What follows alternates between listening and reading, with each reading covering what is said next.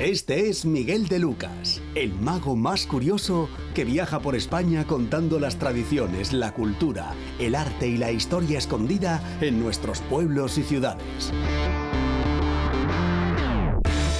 Vigo es hoy nuestro destino mágico. Descubriremos la belleza de su concatedral. Estamos delante de Santa María, que es el gran templo de la ciudad. Recordaremos la figura de la primera mujer industrial viguesa. Fue la primera pionera de la industria en Vigo. Y conoceremos la tradición de los cesteiros. Era el salario del marinero. Lo que ganaba era lo que cogía en la cesta. ¡Qué bueno! Admiraremos uno de los 3 únicos submarinos del siglo XIX que se conservan en España. Su idea fue este submarino. Por si la flota norteamericana entraba por la ría de Vigo como se presuponía. Y probaremos los sabores más sabrosos de su ría. De la mano de Miguel nos ilusionaremos con su magia. Ha llegado un momento muy especial para mí y no sé por qué me da la sensación de que hoy va a ser más especial que nunca. Y descubriremos qué unió a Julio Verne para siempre con esta ciudad. En sus carnés de viaje él relató cómo subió al Monte do Castro y contempló estas vistas tan maravillosas. También disfrutaremos de su esencia marinera y sobrevolaremos el último paraíso del Atlántico. Bienvenidos a un país mágico.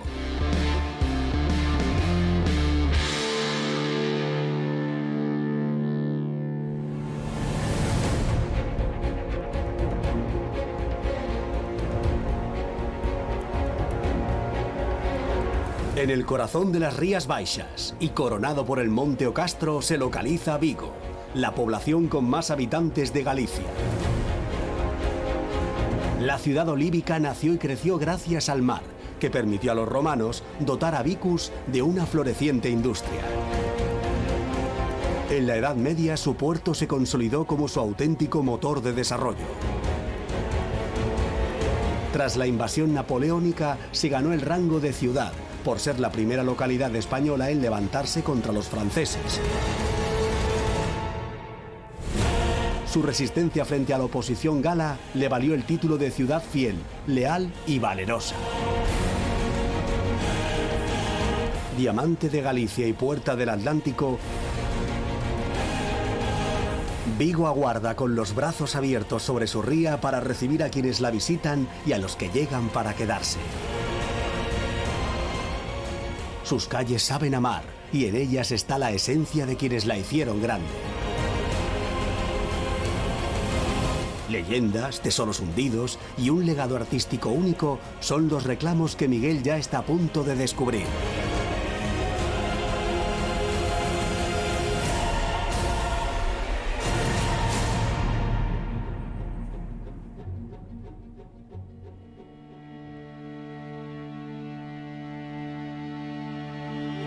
Comenzamos nuestro viaje mágico en la ciudad de Vigo. Lo hacemos en la Rúa Príncipe, muy cerca de la llamada Plaza de la Puerta del Sol o Porta do Sol. Es el considerado centro neurálgico de la ciudad y también punto kilométrico cero. A partir de aquí nos podemos adentrar en el casco bello para conocer todas sus curiosidades. Además, lo vamos a hacer de la mano de un periodista, Jorge Lamas.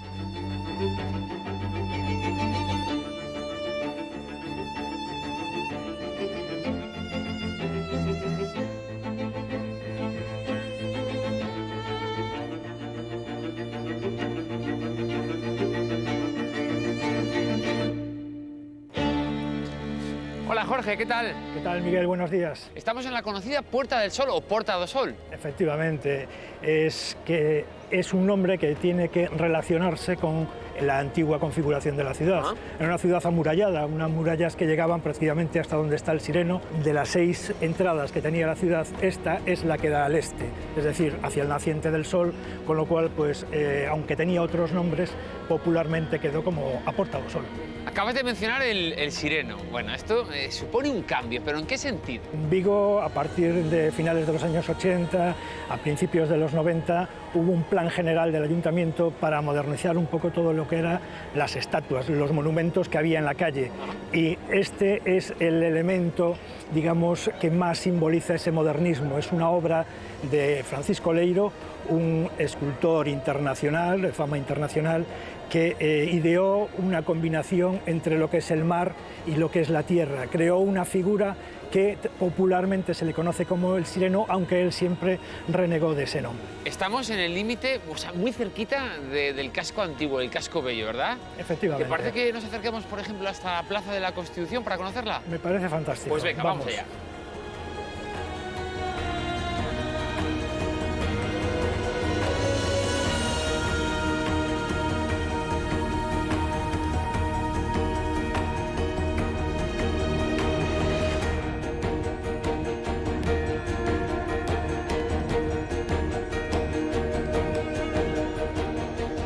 Ahora sí estamos ya en el casco antiguo, sí. Un casco precioso. De esta Plaza de la Constitución, ¿qué podríamos destacar? ¿Cuál fue su origen? Fíjate, este es lo que podríamos llamar el ágora de los vigueses antiguos, de la antigua ciudad de Vigo. Aquí se hacía la vida pública y también la vida oficial. Tenemos aquí el antiguo ayuntamiento, que también entonces era el juzgado de primera instancia. Vigo, durante el siglo XIX, fue una ciudad de tendencia liberal. Se acogió con gran júbilo la llegada de la Constitución de Cádiz de 1812 y también en este sitio también tiene esa carga simbólica de lo que supuso la llegada de la Constitución, que fue cambiar incluso el escudo de la ciudad. Vigo hasta 1812 dependía del arzobispo de Santiago, que era quien nombraba al alcalde juez. Pero a partir de ese instante los propios vigueses pidieron a las Cortes de Cádiz que se suprimiese eso que consideraban pues un símbolo de opresión, que era la concha de Santiago. Sí. Fue entonces cuando decidieron pues crear el escudo con el olivo y con el castillo, porque el olivo tenía mucha tradición en Vigo, pues a través de la colegiata y de otros elementos de la ciudad. ¿Y de ese escudo qué curiosidad podemos destacar? Pues mira, ahí tenemos que hablar ya de otro periodo. Tenemos que situarnos en 1868, que es el momento de la Revolución Gloriosa, que es la que manda al exilio a la reina Isabel II y crea otra dinastía, y poco después llega incluso la primera experiencia republicana. En ese momento de la Revolución, por esas ventanas salió volando el retrato de la reina Isabel, y alguno pues fue más allá y rompió la parte de piedra superior, la correspondiente a la corona del escudo. Claro, en 1875, cuando regresaron los Borbones, cuando regresó la monarquía, hubo que tomar una decisión y se instaló una corona, pero de metal. Vigo, en marzo de 1809, es la primera plaza fuerte de toda España que logra expulsar a los franceses. A consecuencia de eso, al año siguiente, la gobernación española le concede a Vigo el título de ciudad, hasta entonces tenía el título de villa, y adornado con lo de fiel, leal y valerosa. Jorge, intuyo que este programa de Vigo va a ser un programa muy especial, porque esta primera parte me ha encantado. Ha sido un placer conocer un poquito de la ciudad y un poquito de este casco bello, que ya sé por qué se llama así, porque es muy bello además, de tu mano. Muchísimas gracias, Jorge. Muchas gracias. Hasta pronto. Miguel.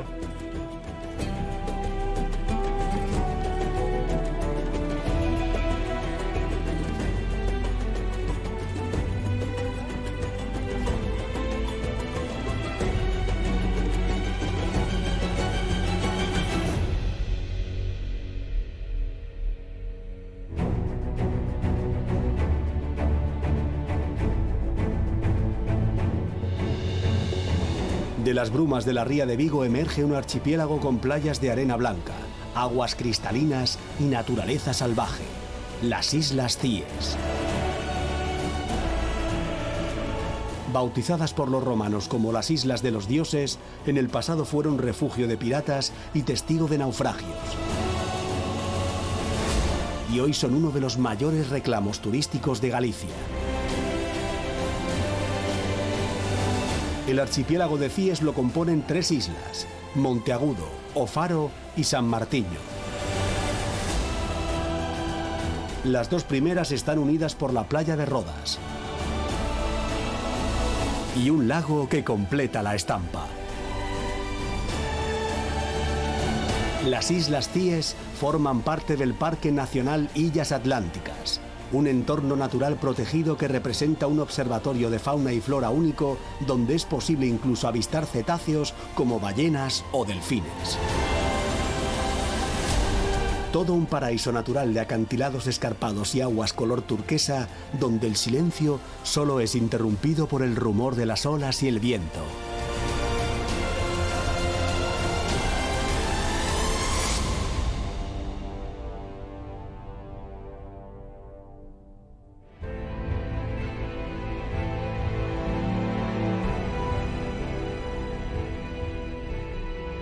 En los jardines de Montero Río se encuentra un monumento fundamental para la ciudad de Vigo, la escultura de Julio Verne. ¿Y a qué se debe este homenaje al célebre escritor en la ciudad gallega? Su vínculo está en su famosa obra 20.000 leguas de viaje submarino, donde dedicó un capítulo a la bahía de Vigo, alimentando la leyenda sobre el tesoro de Rande a través del popular personaje del Capitán Nemo y su famoso Nautilus. Julio Verne incluso vino a conocer la ciudad, tiempo después de escribir la novela. Así que, para agradecérselo, en el centenario de su muerte, en el año 2005, la Asociación de Mujeres Empresarias de Pontevedra encargó esta escultura de bronce al artista vigués José Molares y la donó a la ciudad. Desde entonces, el escritor está sentado sobre los tentáculos de un calamar gigante en las avenidas, junto a los jardines de Montero Ríos.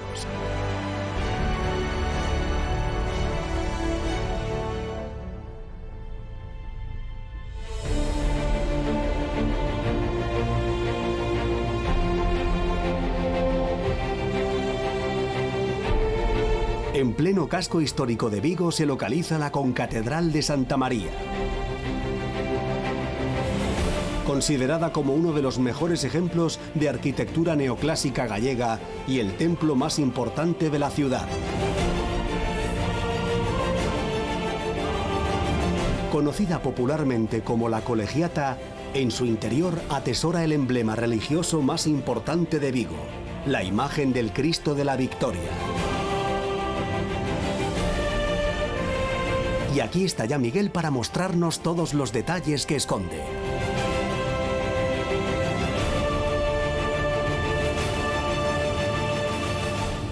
Hola, ¿qué tal? ¿Qué tal, Miguel? ¿Cómo estás? Pues encantado de que me recibas en un lugar un tanto especial porque hemos quedado en la Concatedral de Santa María, a la que curiosamente la gente de Vigo le sigue llamando la Colegiata. Aunque ahora ya no lo es, durante mucho tiempo sí lo fue. Para entenderlo tenemos que irnos un poco más atrás, a mediados del siglo XV, cuando, gracias a los privilegios que concede el rey Juan de Castilla para repoblar Vigo, la villa experimenta un crecimiento de población brutal, a tal punto que en 1497 el obispo de Tui, Pedro Beltrán, decide aumentar la dotación de Santa María, convirtiéndola de iglesia parroquial en colegiata. Y a principios del siglo XVIII nos encontramos con el país prácticamente en ruinas, una crisis económica brutal, motivada por los gastos derivados de la Guerra de Sucesión de España. Esa crisis lo que provoca en Vigo es un nuevo descenso brusco de la población. Bajan los ingresos y no se puede mantener esa dotación. Así que ahí, en 1728, es cuando pierde la consideración de colegiata. Oye, vayámonos un poquito más atrás en la historia, incluso antes de la fundación de la ciudad. Ya por aquella época se le conocía como la Vía Olívica. Aquí, desde ya bien entrada la Baja Edad Media y hasta bien entrada la Edad Moderna, se sabe que Vigo estaba absolutamente poblada de olivos. De hecho, aún es hoy que muchos vecinos creen que ese olivo que aparece en el escudo es el mismo que podéis visitar un poco más arriba, donde estamos aquí ahora, en el Paseo de Alfonso. En realidad no es así, porque ese árbol que habréis visto se planta en el paseo en 1859, pero el escudo es de 1813 y los olivos vienen ya de mucho más atrás. El primero tenemos que ir a buscarlo alrededor del año 1150, que es cuando los monjes del Temple levantan una pequeña capilla dedicada a Santa María y en su atrio plantan una serie de olivos. De todos esos olivos, uno de ellos se hace fuerte, empieza a crecer. Está en memoria de aquel, una especie de macro bonsai que nos han puesto aquí. Claro que sí. ¿Pasamos al interior? Por supuesto, Venga, vamos. allá.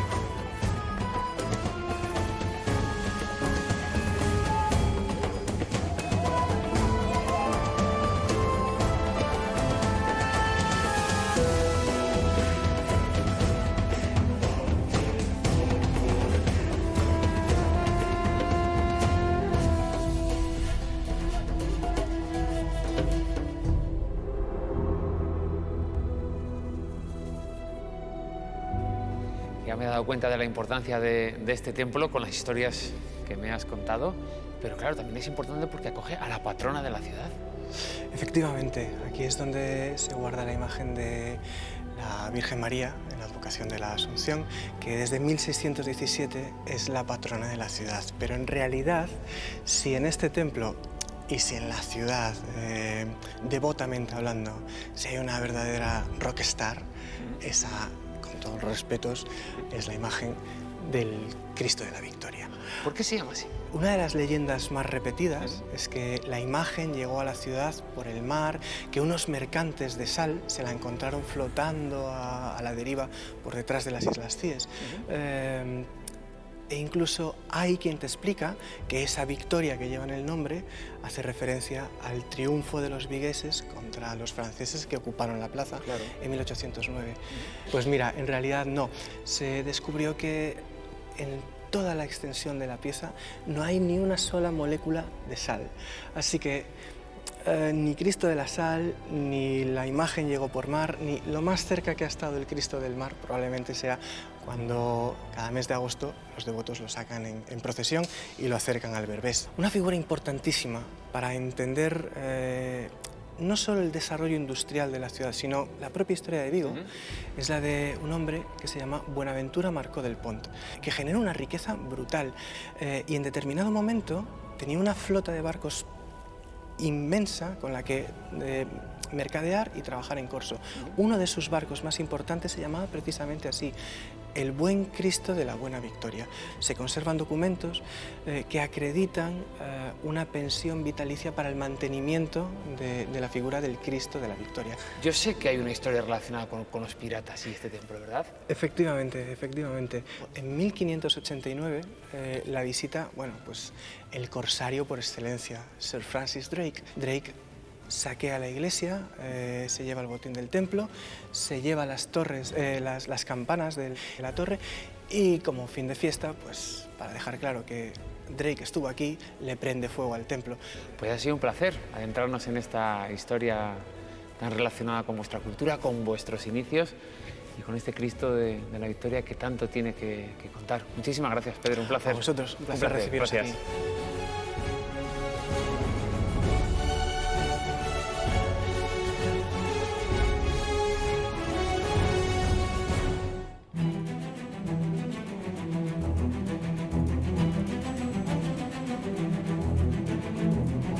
Al sur de Pontevedra, junto a la desembocadura del río Miño, se encuentra el mágico castro de Santa Trega.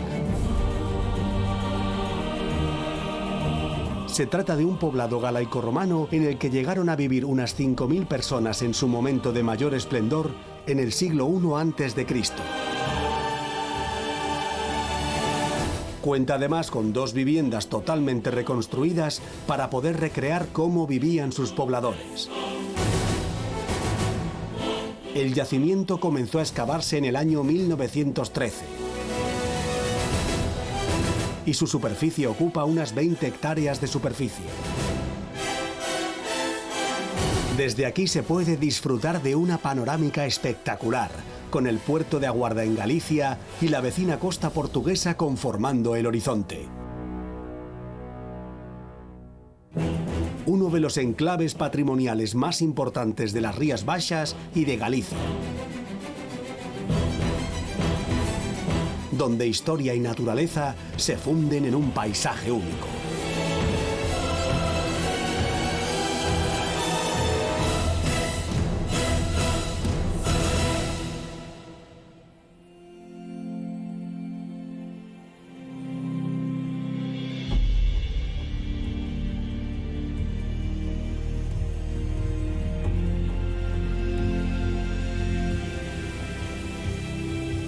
Vigo es tierra de artesanía y tradición de oficios ancestrales que han llegado hasta nuestra época convertidos en un arte. Antiguamente se trataba de negocios familiares que iban pasando de generación en generación.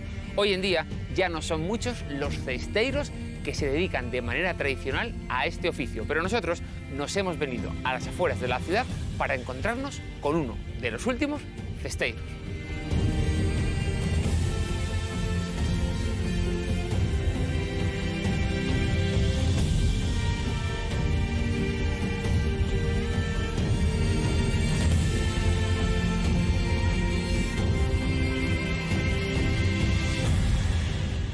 Hola, Rubén.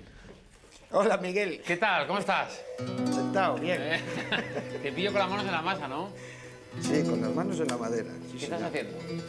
Pues una cesta de madera. Rubén, ¿podríamos hablar de un origen de esta tradición? En Vigo, nos vamos a centrar en Vigo, claro, ¿no? sí, en Vigo. Bueno, era una villa costera, marinera, surge la necesidad de tener cestas para la pesca y para el transporte del dicho pescado. Y aquí en Vigo tenemos, jolín, nuestra pieza así como más emblemática, pues mira, además está aquí, es como la patela, ¿no? ¿Cómo? La patela. La patela. La patela, la cesta del pescado. Era el salario del marinero. Lo que ganaba era lo que cogía en la qué cesta. bueno, ¿no? La qué patela bueno. de Quiñón. ¿Cómo te llegó a ti este arte, este amor por la cestería? Pues por el amor a la naturaleza. Todos estos materiales que hay aquí y con los que trabajo vienen de la naturaleza, no son comprados, son recogidos. Y eso para mí tiene Hombre, un encanto ahí. Tiene un valor extra, desde luego. Para mí especial. ¿Y cuál es la diferencia entre cesteiros y canasteiros? El cestero, que hablábamos de los gremios, de la ciudad, en Vigo, era como la cestería que estaba enfocada, pues eso, a la villa, ¿no? A la vida cotidiana, ¿no? Y después los canasteiros eran las personas que hacían estas cestas más enfocadas al mar y cambiaban los materiales. Como unos trabajaban en mimbre, otros trabajaban las láminas de madera. Pero cuéntame exactamente cuál es el proceso de elaboración de una cesta como la que estás haciendo. Pues es genial. Primero hay que irse a andar por el bosque. Esa es la primera parte. Claro. Qué maravilla. Necesitamos materia prima. ¿Qué tipo de maderas está, Rubén? Pues esta que tenemos en la mano es castaño. Castaño. Sí. Pero ¿cómo empiezas? ¿Cómo planteas el trabajo? Bueno, pues empieza por aquí, por el fondo. Ajá. Y hay quien le llama un fondo damero, porque Claro, al sí, final recuerda. es un montón de Sí. cuadraditos, ¿no? Entonces, una vez tienes el fondo, va a ser la base del cesto, levantas las paredes, que son las mismas láminas. Claro, estas son más robustas y las que tejen son mucho más flexibles, ¿no? Más finas, claro. ¿Cuánto tiempo tardas en hacer una cesta de estas? El tiempo es incalculable y tal y de como acuerdo. yo hago las cestas, no pienso en el tiempo.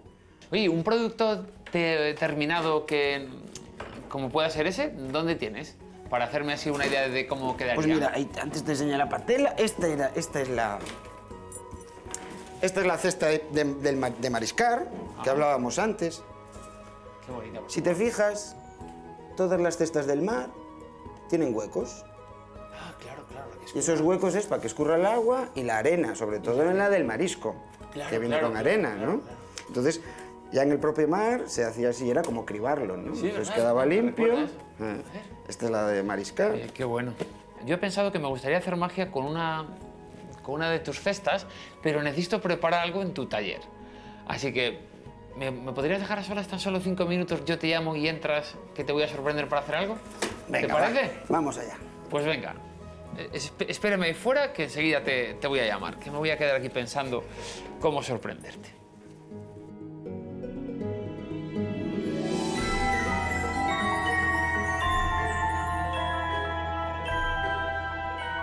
Ha llegado uno de los momentos más bonitos y hoy va a ser además muy especial, porque mira, Rubén, he traído una baraja de cartas, pero no es una baraja de cartas normal, es una baraja que está blanca.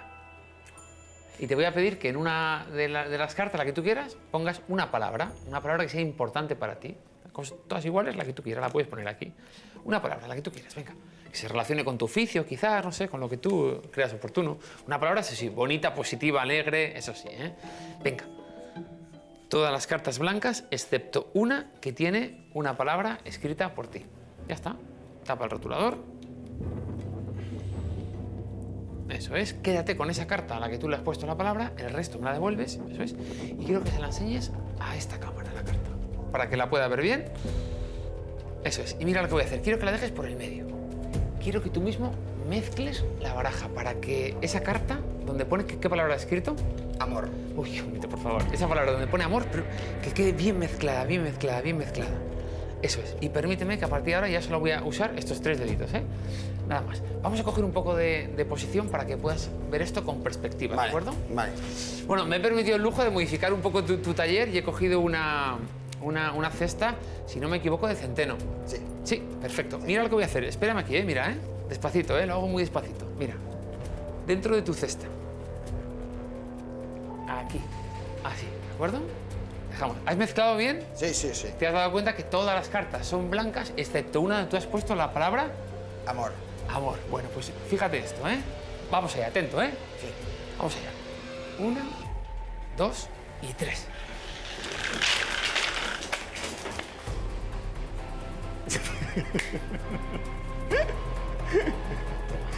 Qué guay. Todo el amor para ti. Gracias. Enséñase a las cámaras, enséñase a las cámaras. ¡Mua! Genial, magia pura, sin palabras. Maravilloso.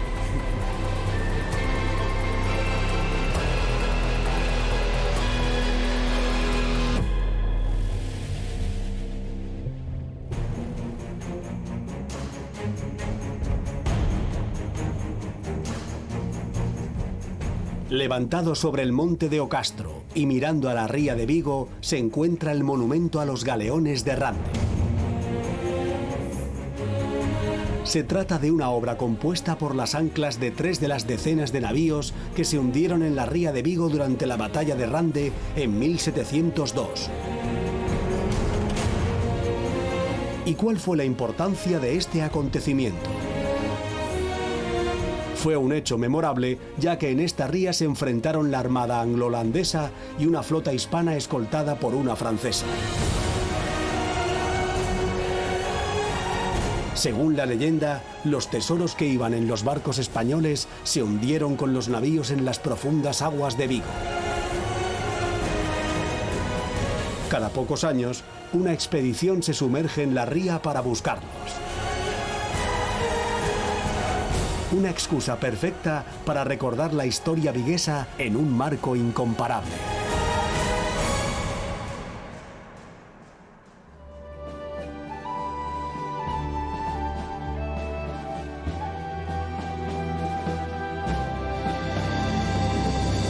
Vigo es tan especial que su centro es una montaña, Ocastro. Un parque con fortaleza desde el cual crece la ciudad. Este monte es su punto más elevado con 149 metros. Y es el auténtico pulmón verde de la urbe. De la mano de Miguel, vamos a conocer todas las curiosidades de este espacio.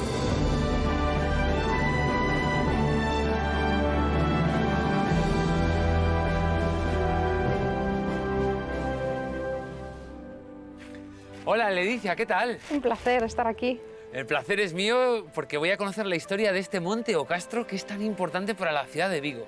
Hombre, hasta el punto de que en este sitio donde estás, en este preciso instante, nació la ciudad de Vigo. ¿Aquí justo? Justo aquí, en el monte de Ocastro. ¡Qué emocionante!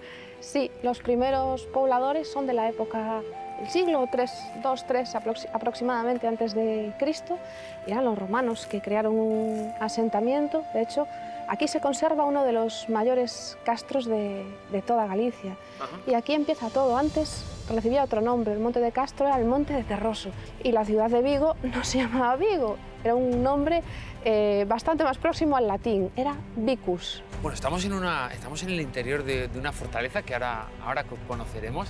Me llama la atención la relación tan curiosa que tiene esta ciudad de Vigo con alguien tan importante, con alguien tan especial como es Julio Verne. Es que si lo piensas, el capítulo 8 de la segunda parte de 20.000 leguas de viaje submarino se titula En la bahía de Vigo. El capitán Nemo visitó de manera literaria esta bahía y unos años después el autor, Julio Verne, pisó esta ciudad. Sucedió en el año 1878 y en el 1884. Y un dato curioso es que las 2 veces que Verne estuvo en la ciudad de Vigo se debieron a la casualidad. Una por una tempestad que lo obligó a recalar en el puerto de Vigo y la otra por una avería en su barco, el Saint Michel III, un yate impresionante, y no le quedó más remedio que venir hasta aquí. Y en sus carnés de viaje él relató cómo subió al Monte do Castro, en el que estamos en este momento, y contempló estas vistas tan maravillosas por las que parece que no ha pasado el tiempo. Aquí seguramente Julio Verne se inspiraría, porque este es un lugar maravilloso para inspirarse y para pasear, que es lo que te voy a proponer a continuación. ¿Paseamos? Vamos, claro. Venga, vamos.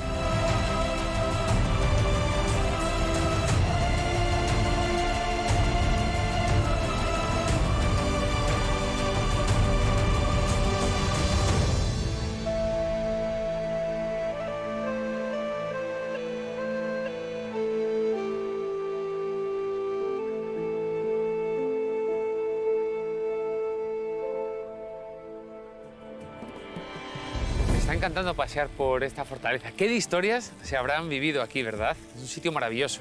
Sí, es uno de mis rincones favoritos de la ciudad, es muy tranquilo. No me extraña, pero ¿cuál fue el origen en sí de esta fortaleza? Aquí hubo un castillo que se edificó en el año 1656.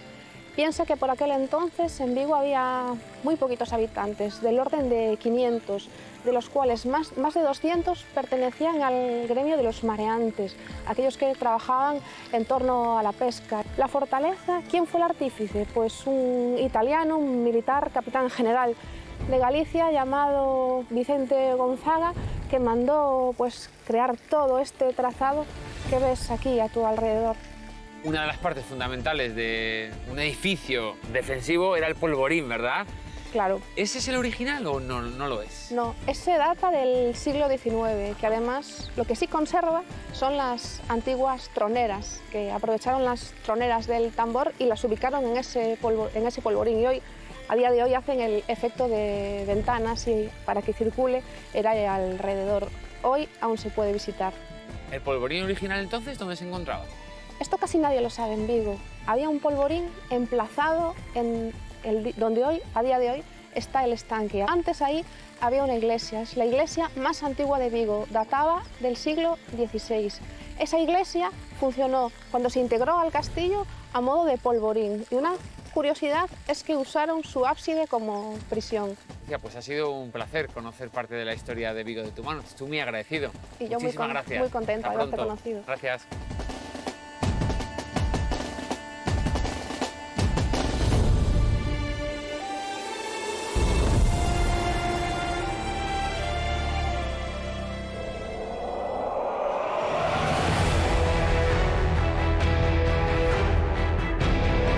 Al sur de las Rías Baixas, a unos 30 kilómetros al norte de la frontera que separa Galicia de Portugal, se encuentra Bayona, una villa marinera llena de encanto. ¿Y qué hace única esta localidad?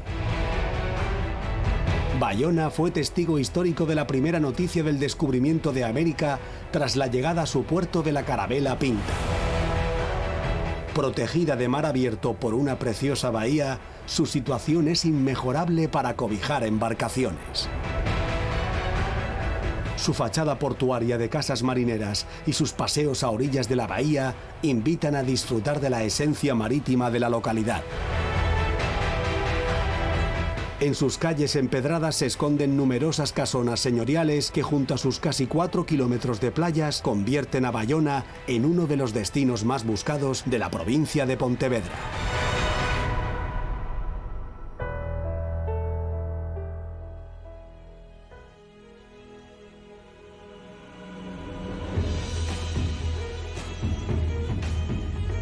Emplazado en una antigua fábrica de conservas, que después pasó a ser el matadero municipal, se encuentra el Museo do Mar de Galicia. Un centro dedicado al enorme vínculo histórico de los gallegos con la costa y una auténtica maravilla arquitectónica que vamos a conocer de la mano de Miguel.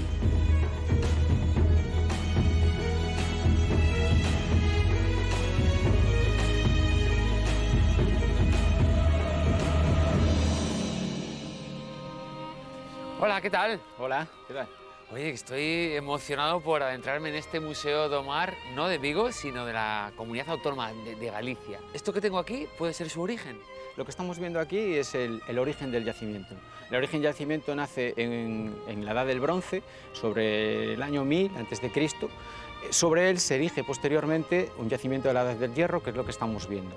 Tiene la peculiaridad, además, de una presencia púnica muy importante.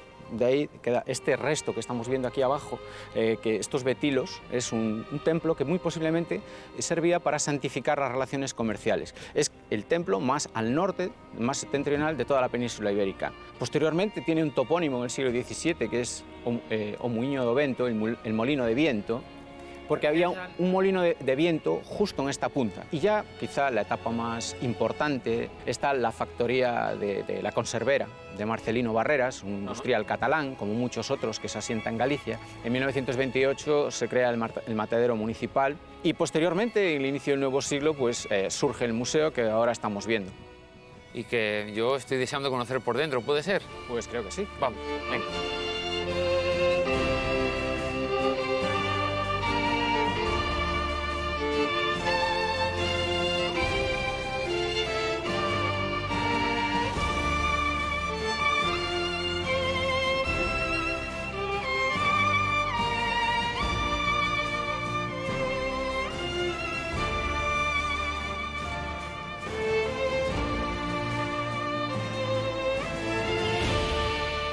Una de las cosas que más me llama la atención de este museo es que está tan cerquita del mar que siempre en cada sala hay unas vistas, preciosas vistas, que dan a las rías más importantes de Europa. ¿Esto es cierto?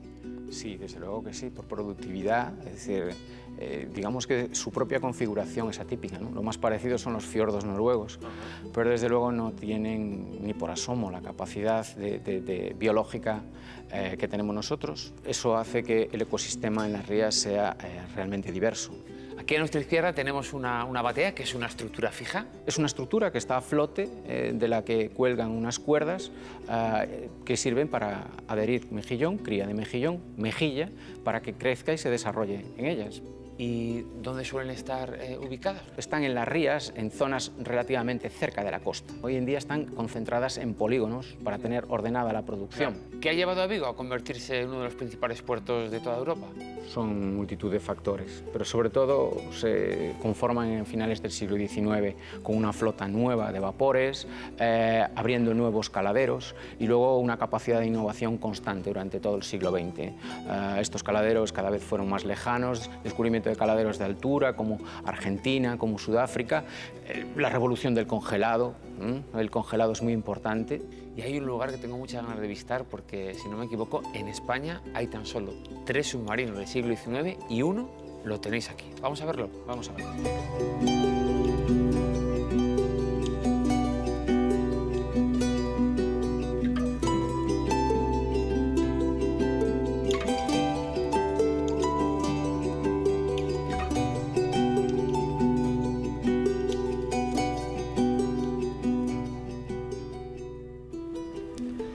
Por fin llegamos a esta obra maestra del siglo XIX. Qué curioso que tengáis uno de los 3 submarinos que hay en España aquí. ¿Cuál es su historia? Pues es una historia realmente fantástica, ¿no? El submarino nace por la necesidad de la guerra de Cuba. Y Antonio Sanjurjo, que tenía un taller de calderería, pues quería ayudar. Y su idea fue este submarino, por si la flota norteamericana entraba por la ría de Vigo como se presuponía, ¿no? Para invadir España, en contrarréplica a la propia conquista de Cuba. Es decir, y no pasó. Y hizo este submarino artesanal, pero dificilísimo hacer un submarino, porque los cálculos hidrostáticos de un submarino son de gran complejidad, incluso del más sencillo. Él lo resolvió de manera artesanal, el submarino se botó, funcionó. ¿Qué podemos destacar de este submarino? ¿Qué parte sería la más importante? Bueno, el submarino es realmente sencillo, ¿no? Lleva unos tanques donde va el oxígeno comprimido, ¿no? Que son estos brazos, el snorkel, y lleva esta pértiga donde van colocadas estas minas que vemos aquí abajo. La propulsión es manual. ¿Cómo manual? Manual, porque realmente no fue conceptualizado como un submarino, sino como una boya submarina. Era arrastrado por un navío, se fijaba en el fondo y esperaba ese enemigo ficticio, pues estas pértigas llevaba las minas y en caso de haber sido detonado hubiese volado el barco y el submarino. ¿Sí? Bueno, un museo especial. Aquí a la izquierda tenemos una playa, la playa Morisca, y es una playa sobre la que también se puede hablar de leyendas, de mitología, porque en torno al mar hay mucha mitología. Y yo quería hacer contigo algo especial para vincular la magia y la mitología al mar. ¿Te apetece? Me apetece. Pues vamos, por favor.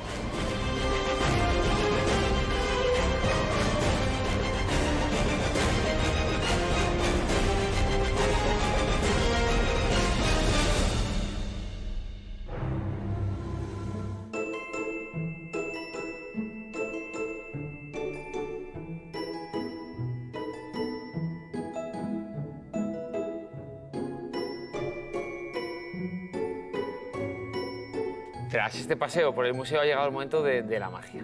No es casual que estemos justo aquí en La Lonja, un lugar muy importante para la cultura viguesa, un lugar donde se tomaban decisiones. Y además vamos a vincular este juego con Poseidón, algo que tiene que ver mucho con la mitología. Mira, una manera muy sencilla de vincular el mundo de la magia con cualquier otro arte, como puede ser el arte marino, el arte de la pesca, es usar cartas. Yo voy a colocar aquí una serie de cartas así. Así, por ejemplo. Así, ahora las colocaré bien para que se vean. Todas del mismo palo, de los rombos, porque es el palo de la suerte. Y es que hay que tener un poco de suerte, tanto en la vida como para pescar. Mira, este por aquí, o si no, aquí, y este por aquí. ¿De acuerdo?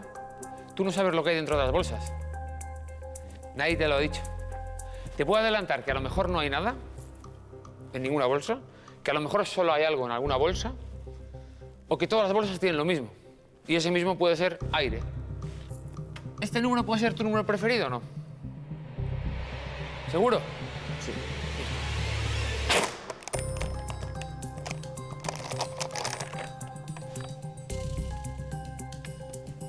El as. ¿El as puede ser tu número preferido? Tampoco. ¿El as, que es así, no es tu número preferido? Tampoco.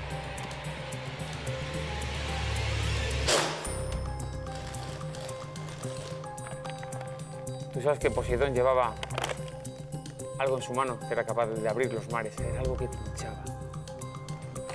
¿Este puede ser tu número preferido? Sí. ¿Este sí? ¿Significa que este no? Ese no. Entiendo que este tampoco. Tampoco.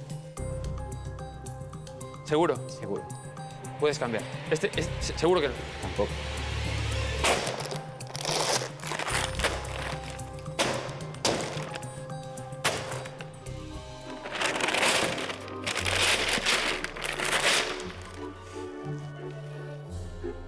El tridente. ¿Te imaginas que hubiera sido?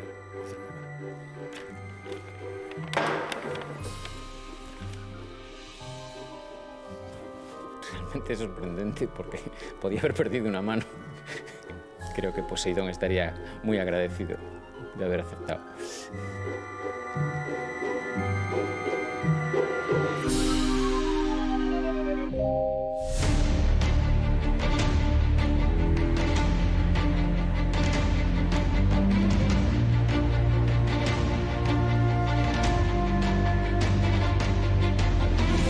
Cuenta la leyenda que las rías gallegas son la huella de los dedos de Dios que después de crear el mundo apoyó aquí su mano para descansar.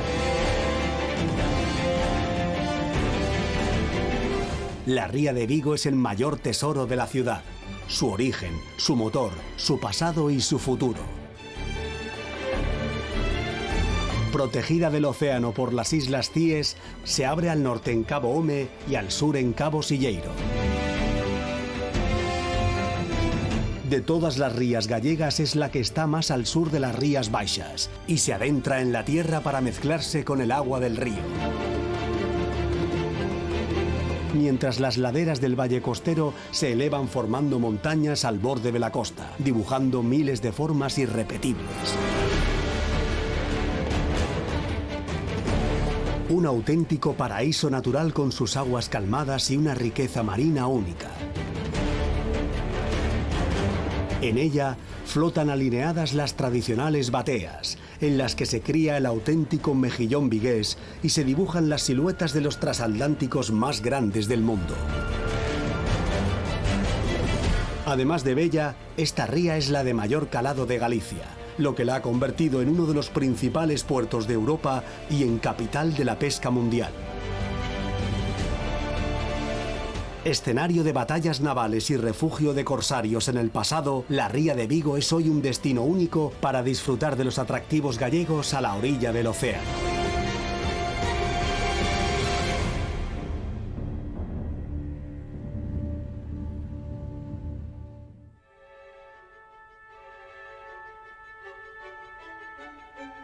En pleno casco histórico de Vigo se encuentra el segundo edificio más antiguo de la ciudad, el palacete urbano de la familia Pazos Figueroa. Se trata de una obra de estilo renacentista plateresco con influencia portuguesa. Construido en el siglo XVI, destaca por su riqueza decorativa en el balcón del último piso, así como por sus gárgolas en el tejado. Aquí aguarda ya Miguel para conocer la historia de este edificio.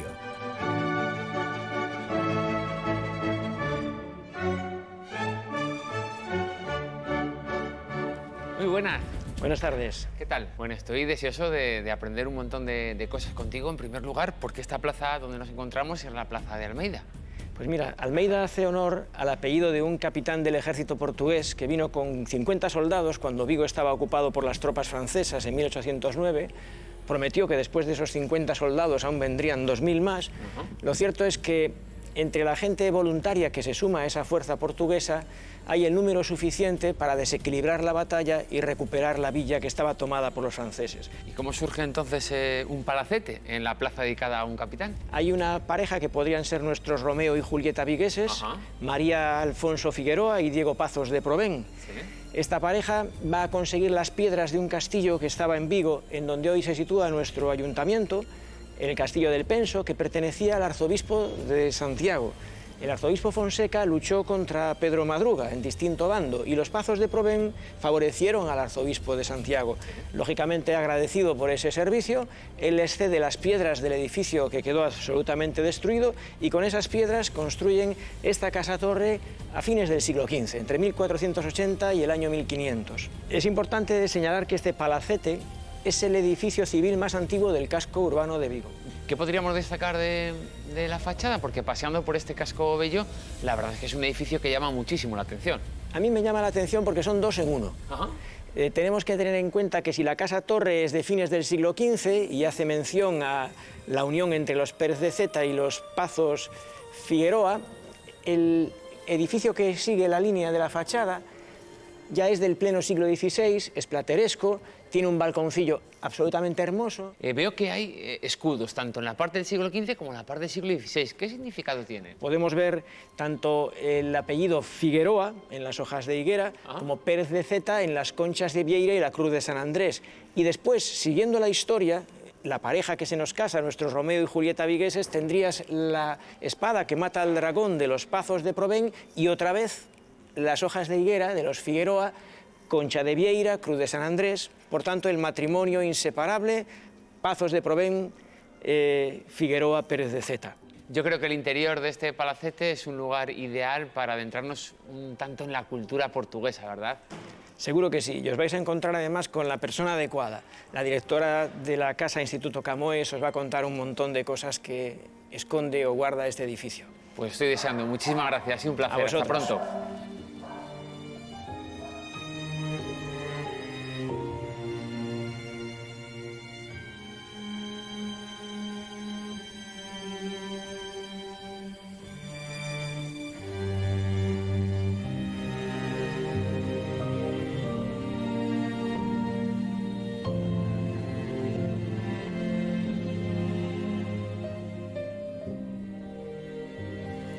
Hola, Carla. Hola, Miguel. Antes de nada, muchísimas gracias por recibirme en el interior de este palacete. Es un placer. Un palacete que está relacionado con muchas historias a lo largo de la historia.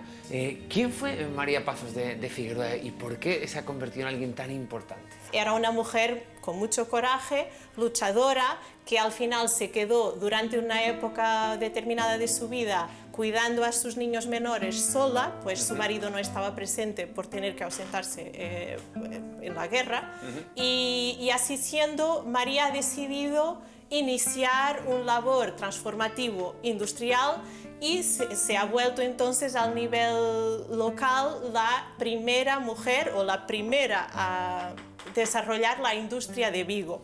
Una protoindustria, se puede decir, en la área de los bordados, del lienzo, de los liños, y que ella ha convertido en un factor importante para el comercio internacional. Entonces fue la primera pionera de la industria en Vigo, digamos así, y con un valor más de relevo, porque de facto los condicionalismos sociales para la mujer en esa época eran difíciles. Claro, fue una mujer adelantada a sus tiempos que ha hecho historia. Sí.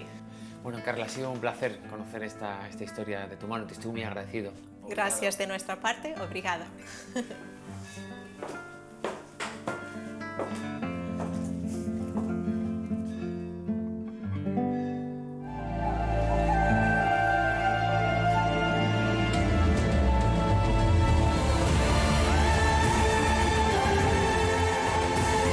Al sur de la provincia de Pontevedra, en el municipio de Tui, se localiza el primer parque natural de Galicia, el Monte Aloia.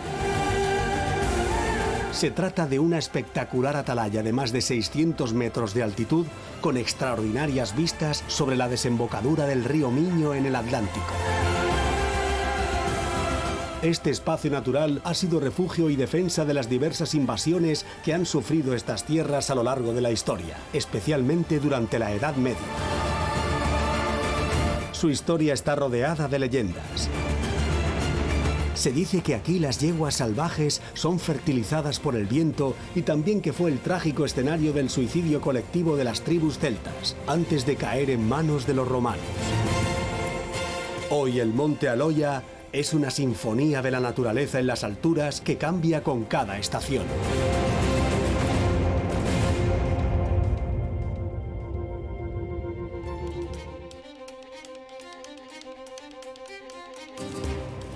Los mejillones y las ostras son las perlas gastronómicas de la ciudad. Tesoros que llegan directamente desde las bateas hasta esta calle Pescadería, calle a la que todo el mundo conoce como calle de las ostras. Su aroma a mar es el mejor reclamo para disfrutar de todos los productos de la ría. Productos que, por cierto, yo estoy a punto de probar.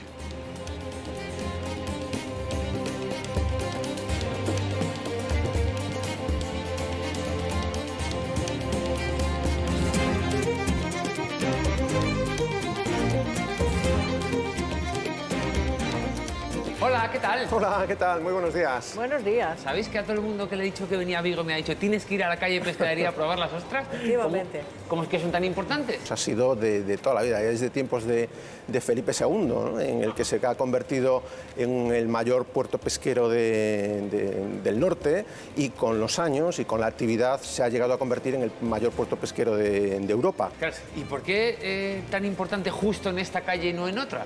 Bueno, pues te estoy hablando ya desde principios de siglo. Date cuenta que Vigo fue un punto de traslado de la emigración a América, y se vio la necesidad de toda aquella gente que estaba en la calle vendiendo, bueno, pues reagruparla y cubrirla, ponerla bajo cubierto. Entonces se creó un mercado, el mercado de Alaxia. Alaxia en gallego es piedra. No todas las vendedoras tenían la suerte o la oportunidad de poder tener un puesto dentro del mercado. Entonces las calles aledañas pues las fueron utilizando para la venta de su producto. Justo en esta calle era donde se acabó vendiendo la ostra.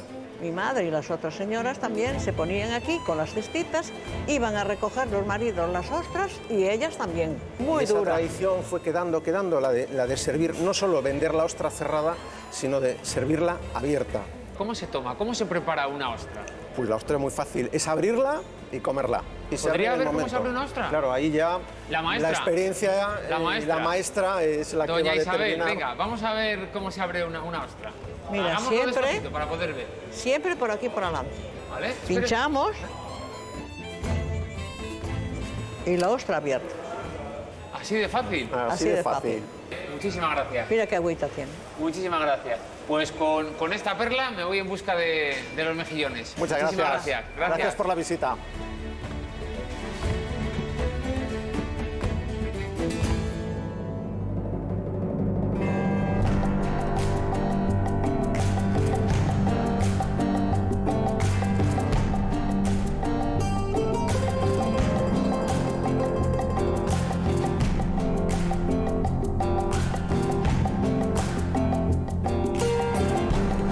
Muy buenas. Hola. ¿Qué tal estamos? Muy bien. Bueno, antes de hablar de los mejillones en sí, me gustaría saber cuál es la historia de este lugar, porque es una historia fascinante. Bueno, es una historia muy larga. Hace más de 50 años, el embarcadero de migrantes transatlánticos que llevaban los inmigrantes a América, pues estaba aquí justo enfrente. Y entonces este era un restaurante, un lugar de comidas, no tan sofisticado como un restaurante, para estos inmigrantes y tripulantes. E incluso este piso donde estamos ahora era una pensión donde podían pasar la noche o dormir. Pasaron mi bisabuelo, mi abuelo, mi tío, mi padre, y fue este último, mi padre, que junto con otros dos socios, Antonio y Rogelio, volvieron de Brasil con todos los ahorros que pudieron y compraron este negocio.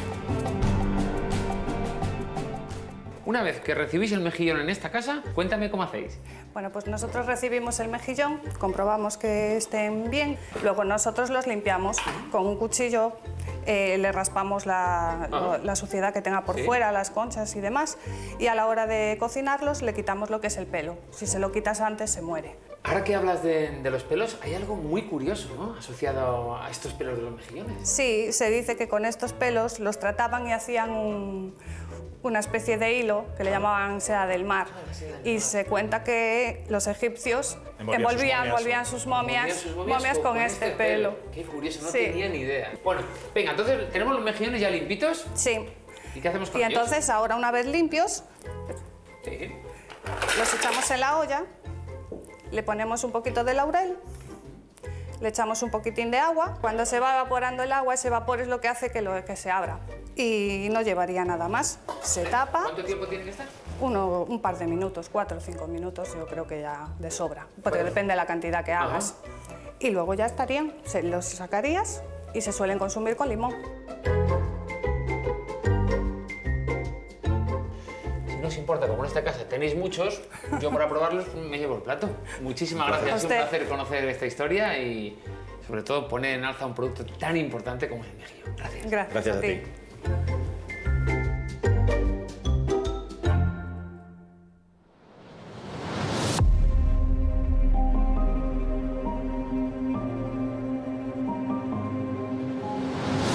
En pleno corazón de Vigo se localiza una de las obras arquitectónicas más emblemáticas de la ciudad, el Teatro A Fundación.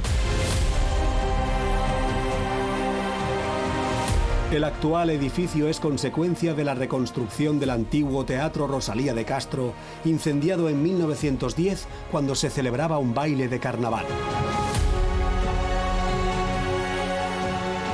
Para evitar que se perdiese el teatro, la familia del filántropo José García Barbón encargó las obras del nuevo edificio al arquitecto Antonio Palacios, quien diseñó una obra con diversas funciones como cinematógrafo, casino y teatro. Destaca su fachada principal, en la que se aprecian influencias de la ópera de País de Charles Garnier y del Teatro Arriaga de Bilbao, como el tratamiento curvo de la fachada o su separación en 3 tramos mediante grandes machones. Entre 1982 y 1984, todo el edificio fue restaurado por el arquitecto Desiderio Pernas e inaugurado como el Teatro A Fundación. Todo un icono de Vigo, que es hoy en día también un pulmón cultural de la ciudad.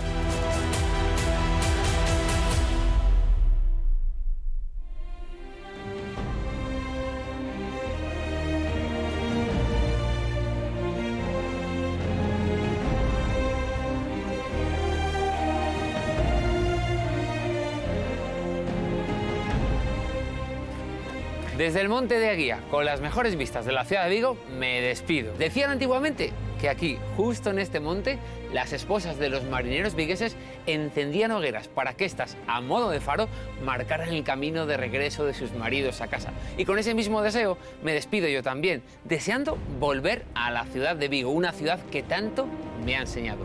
Gracias por todo y hasta pronto.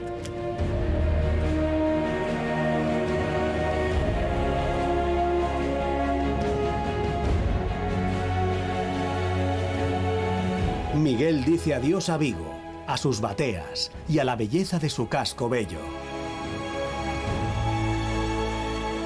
Su encanto se desgrana en sus cuestas, flota en el aroma a camelias y cautiva con sus vistas a la ría.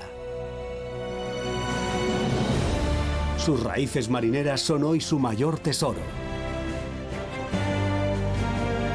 El poeta de Freds dice de esta ciudad: solo te das cuenta de todo lo que significa el día en que te levantas en otro lugar y no notas esa brisa de mar ni ves gaviotas arrasando con todo. Hasta siempre, Vigo.